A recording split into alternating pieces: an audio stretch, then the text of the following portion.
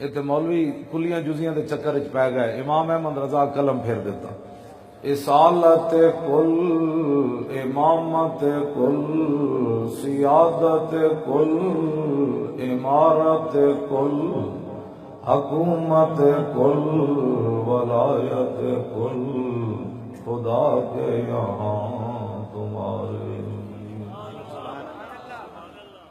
یہ تو میرے آقا دی وجہ ہے نا بھائی، اتنے ڈرامے ہون تو پھر محفل بھی نال ہو جائے، ورنہ حضور جدوں غزوہ تبوک دی طرف تشریف لے جا رہے سن تو وادی ہجر تو گزرے تو میرے آقا نے فرمایا لا تدخلوا مساکن الذین ظلموا، فرمایا ظالمہ دی بستی وچ داخل نہیں ہونا۔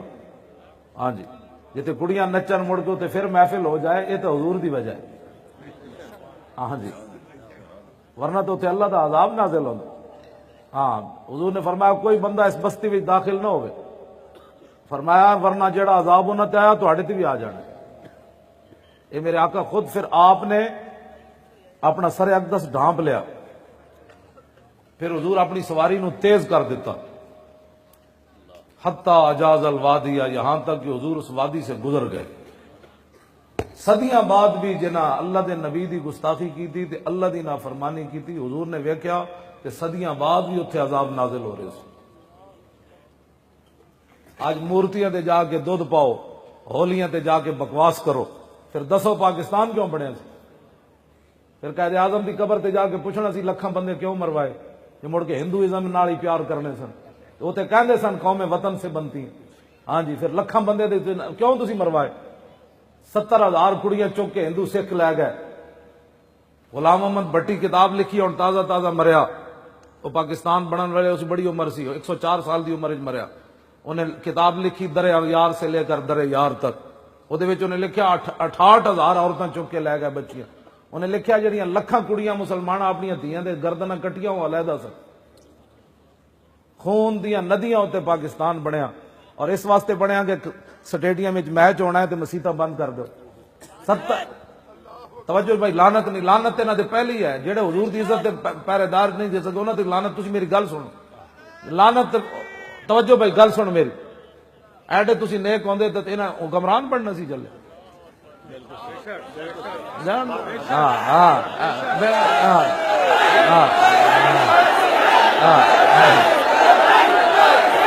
سمجھ آئی نا؟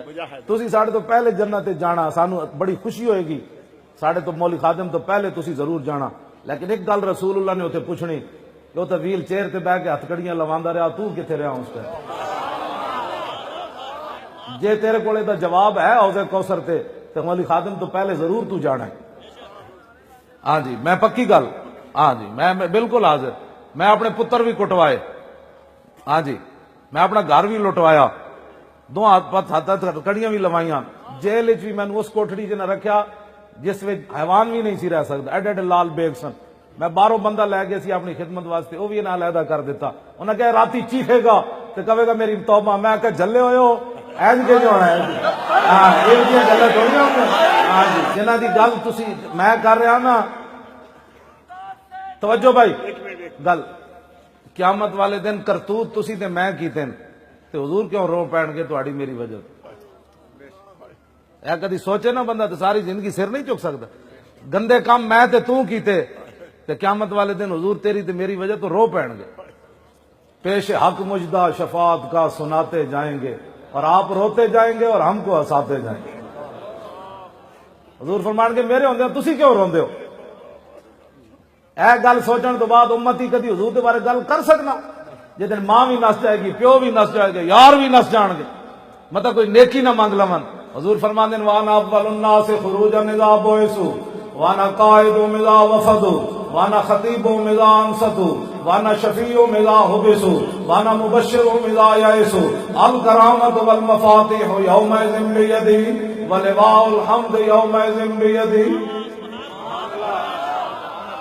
میرے آقا نے فرمایا سب سے پہلے قبر انور سے میں باہر آؤں گا، اور فرمایا وانا قائد اذا وفدوا، فرمایا جس دن ساری دنیا اللہ دی بارگاہ وچ پیش ہونی، حضور فرماندے ہیں قیادت میری ہونی۔